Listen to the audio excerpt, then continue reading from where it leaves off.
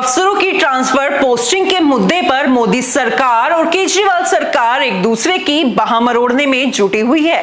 नमस्कार, मैं हूं अंजलि राठी और एक बार फिर आप सभी के लिए एक बड़ी खबर, बड़ी अपडेट लेकर हाजिर हुई हूं। दिल्ली के अधिकारी किसकी सुनेंगे, ये फैसला 11 मई को सुप्रीम कोर्ट में 5 जजों की बेंच ने कर दिया था, जिसमें साफ कहा गया कि पब्लिक ऑर्डर, पुलिस और जमीन को छोड़कर उपराज्यपाल यानी कि एलजी बाकी सभी मामलों में दिल्ली सरकार की सलाह और सहयोग से ही काम करेंगे। यानी दिल्ली की बॉस केजरीवाल सरकार है।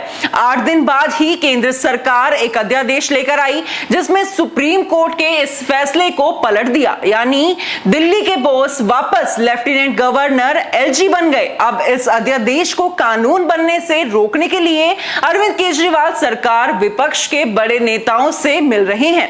आज की इस खबर में जानेंगे कि क्या है वो अध्यादेश जिसके जरिए केंद्र ने सुप्रीम कोर्ट का फैसला पलट दिया। अब केजरीवाल केंद्र के अध्यादेश को रोकने के लिए कौन से 2 तरीके अपना रहे हैं। सबसे पहले आइए आपको पूरा मामला बताते हैं कि आखिरकार ये पूरा मामला क्या है। 2015 में दिल्ली सरकार और उपराज्यपाल के बीच अधिकारों की लड़ाई हाई कोर्ट पहुंची थी। हाई कोर्ट ने इस मामले में 2016 में फैसला राज्यपाल के पक्ष में सुनाया। इसके बाद आम आदमी पार्टी सरकार ने इस फैसले के खिलाफ सुप्रीम कोर्ट में अपील की। 5 मेंबर्स वाली संविधान बेंच ने जुलाई 2016 में आप सरकार के पक्ष में फैसला सुना दिया था। कोर्ट ने कहा कि सीएम ही दिल्ली के एग्जीक्यूटिव हेड है। उपराज्यपाल मंत्री परिषद की सलाह और सहायता के बिना स्वतंत्र रूप से काम नहीं कर सकते हैं। इसके साथ ही सुप्रीम कोर्ट ने अधिकारियों पर नियंत्रण जैसे कुछ मामलों की सुनवाई के लिए 2 सदस्यीय रेगुलर बेंच के पास भेजा था। इस बेंच ने फैसले में दोनों जजों की राय अलग थी। जजों की राय में मतभेद के बाद यह मामला 3 मेंबर वाली बेंच के पास गया। उसने केंद्र की मांग पर पिछले साल जुलाई में इसे संविधान पीठ के पास भेज दिया। संविधान बेंच ने जनवरी में 5 दिन इस मामले पर सुनवाई की और 18 जनवरी को अपना फैसला सुरक्षित रख लिया था। और अब 11 मई को सुप्रीम कोर्ट ने अफसरों पर कंट्रोल का अधिकार दिल्ली सरकार को दे दिया था। साथ ही कहा था कि उपराज्यपाल सरकार की सलाह पर ही काम करेंगे। अब इसी फैसले को केंद्र ने अध्यादेश के जरिए पलट दिया है। चलिए जानते हैं वो क्या अध्यादेश है जिसने सुप्रीम कोर्ट के आदेश को ही पलट दिया।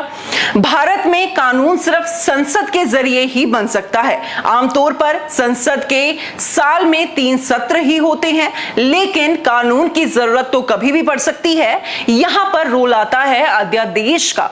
अगर सरकार को किसी विषय पर तुरंत कानून बनाने की जरूरत है और संसद नहीं चल रही तो अध्यादेश लाया जा सकता है। भारतीय संविधान के अनुच्छेद 123 में अध्यादेश का जिक्र है। केंद्रीय मंत्रिमंडल की सलाह पर राष्ट्रपति के पास अध्यादेश जारी करने का अधिकार भी है।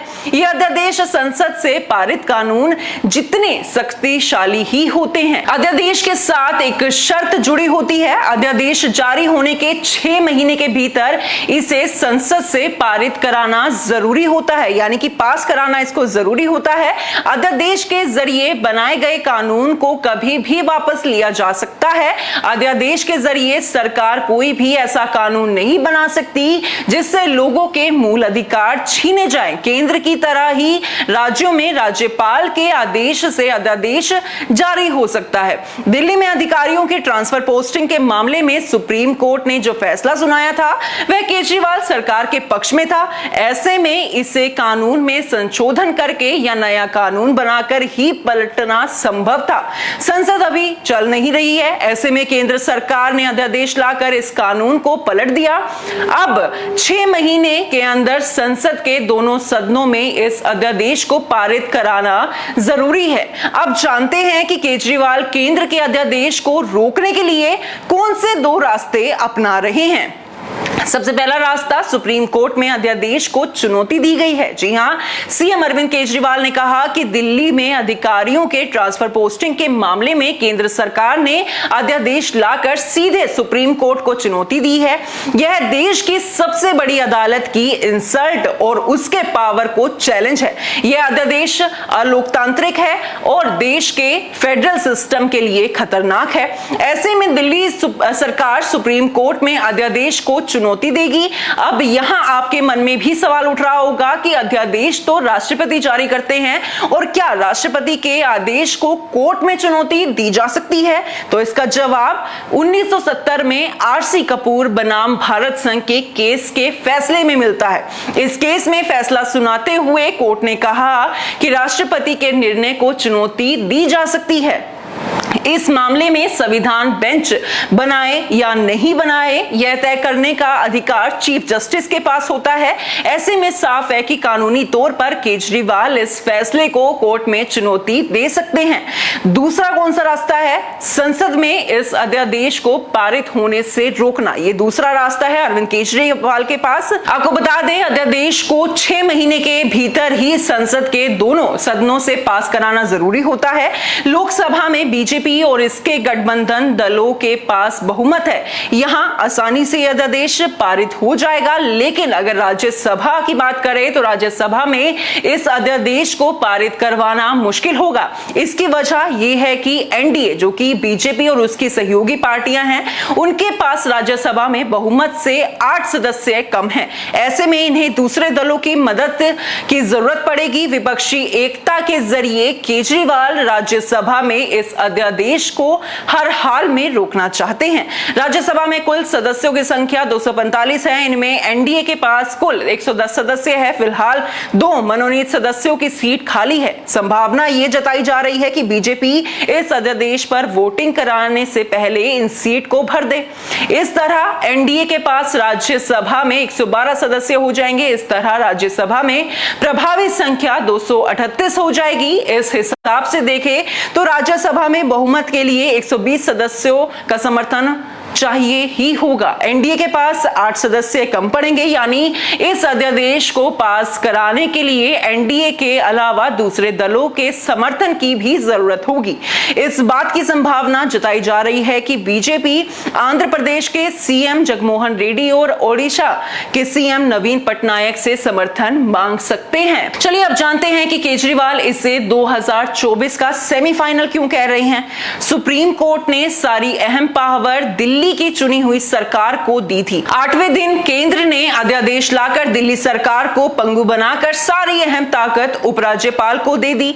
बीजेपी इस अध्यादेश को बिल की तरह लेकर सदन में आएगी। अगर उस समय सभी विपक्षी दल एकजुट हो जाए तो इस अध्यादेश को कानून बनने से रोका जा सकता है। इस तरह से देखा जाए तो विपक्षी दलों के लिए 2024 चुनाव से पहले ये एक सेमीफाइनल जैसा ही होगा।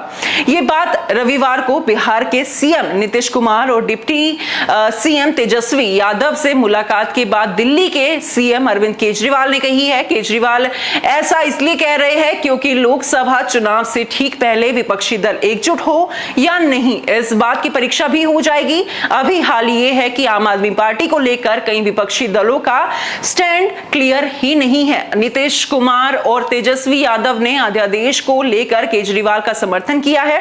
बीते दिनों नवीन पटनायक, ममता बनर्जी और राहुल गांधी से उन्होंने मुलाकात की। हालांकि नवीन पटनायक की बीजेपी से भी ज्यादा कोई खटास तो नहीं है। ऐसे में देखने वाली बात यह होगी कि इस मामले में केजरीवाल को उनका समर्थन मिलता है या फिर नहीं मिलता है। दूसरी बड़ी बात आपको बता दें, कांग्रेस ने भी अरविंद केजरीवाल को समर्थन दे दिया है, वो भी इस अध्यादेश के खिलाफ है। तो ये एक बड़ी अपडेट। इस पर आपका क्या कहना है? आप अपने विचार नीचे कमेंट बॉक्स में लिखकर हम तक जरूर पहुंचा सकते हैं। आगे भी देश और दुनिया से जुड़े हुए हर छोटे से बड़े मुद्दे, हर छोटी से बड़ी अपडेट आप सभी के लिए ऐसे ही लेकर आते रहेंगे। धन्यवाद।